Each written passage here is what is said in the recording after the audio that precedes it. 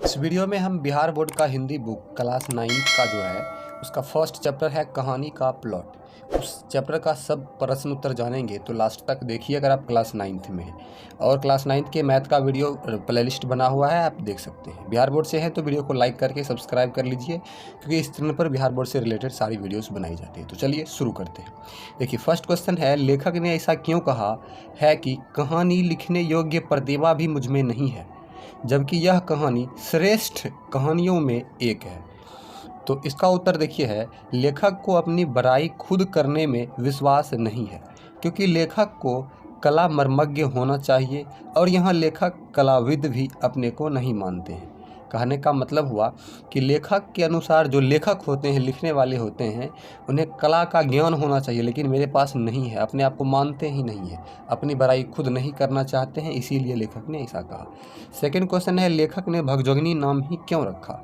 इसका उत्तर होगा, यह कहानी ग्रामीण परिवेश की कहानी है और उसमें लेखक को देहाती नाम अच्छा लगा।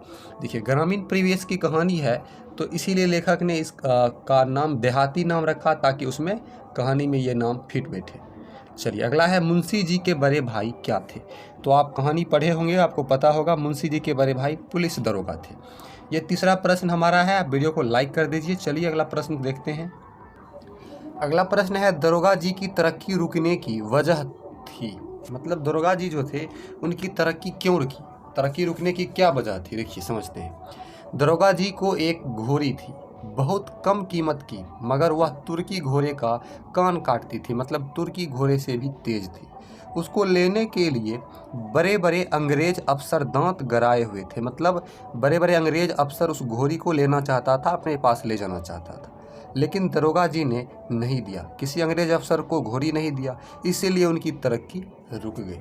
चलिए ये आप स्क्रीनशॉट कर लीजिए। अगला प्रश्न देखिए।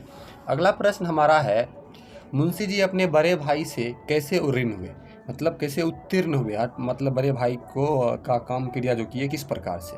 तो एक गोरे अफसर के हाथ खासी रकम पर घोड़ी को बेचकर मुंशी जी अपने बड़े भाई से उत्तीर्ण हुए, मतलब घोड़ी जो बचा हुआ था उनको बेच करके और उसके बाद अपने बड़े भाई का काम क्रिया करके उनसे उत्तीर्ण हुए। चलिए आगे बढ़ते हैं। थानेदार की कमाई और फूस का तापना दोनों बराबर है, लेखक ने ऐसा क्यों कहा? तो देखिए इसको समझते हैं। दरोगा जी के रहते जितनी मौज मस्ती थी, उनके मरने के बाद सारी बातें गायब हो गई थी, मतलब दरोगा जी जब कमाते थे तो खूब मस्ती करते थे, और जब दरोगा जी नहीं रहे तो सब की सब गायब हो गई। इसी संदर्भ में उपयुक्त बात कही गई है और इसी कारण से ये बातें कही गई है। चलिए अगला प्रश्न आपका जो है यहाँ पर देख लीजिए, मेरी लेखनी में इतना जोर नहीं, लेखक ऐसा क्यों कहता है? मतलब मेरी लेखनी में ऐसा जोर नहीं है, लेखक ऐसा क्यों कहता है? देखिए भगजोगिनी के रूप लावण्य का वर्णन करने में लेखक सारी उपमाओं के बाद भी अपने को असमर्थ पाता है, मतलब वर्णन करने के बाद भी लगता है लेखक को कि ये भी कम है।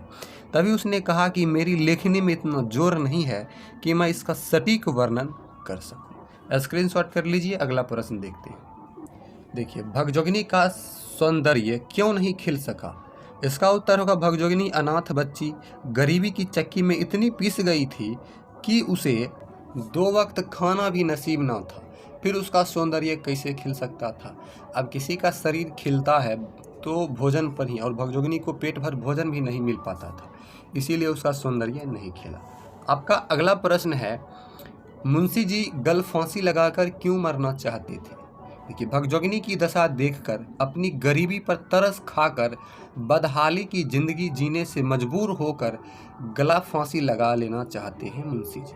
मतलब भगजोगिनी की गरीबी की दशा, भूखमरी भूख से जो मर रही थी उसकी दशा देख करके मुंशी जी जो है गल फांसी लगाकर मरना चाहते हैं। चलिए और इस चैप्टर का लास्ट प्रश्न है, उसको समझते हैं।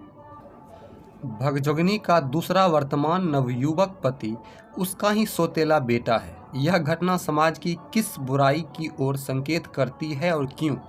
देखिए भगजोगिनी की शादी वृद्ध से हुई थी, जो उसके तरुणाई आते मर गया, मतलब वृद्ध व्यक्ति से हुई थी। जब भगजोगिनी जवान हुई थी तो वह मर गया। आज वह युवती है, पूर्ण युवती। उसका सौंदर्य उसके वर्तमान पति का स्वर्गीय धन है, दूसरा पति उसका सौतेला बेटा है। यही समाज की नियति है कि वह इस वातावरण में जीने की मजबूर है। जीनों को मजबूर है। तो इस प्रकार से 10 प्रश्न था, तो 10 प्रश्न हमने बता दिया उत्तर के साथ। वीडियो अच्छी लगी तो लाइक कर दीजिए और विशेष टॉपिक पर वीडियो चाहिए तो कमेंट बॉक्स जरूर लिखिए। थैंक्स फॉर वॉचिंग, मिलते हैं अगली वीडियो में।